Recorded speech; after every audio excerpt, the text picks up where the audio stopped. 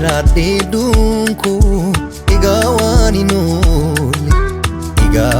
noli gafi faminya ke walisa walali anan nakabati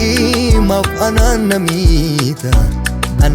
ana tujiru kef jirata amandu bane amande kuti yadisni bekta otonangale oton bekin malik delanda amandu bane amande kuti yadisni bekta otonangale oton bekin malik delanda amnasinega inuta jede ala ilala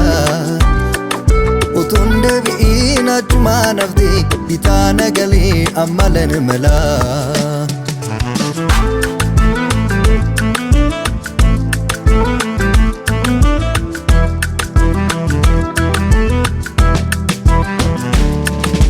dangara kura binano watu namma ko nishene jalatu kannabeti alala wakatu shagge gari ujin zifabatu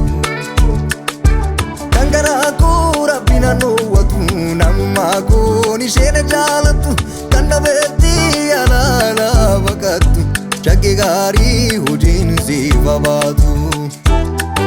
Rabbi gudan ufsana baba yesu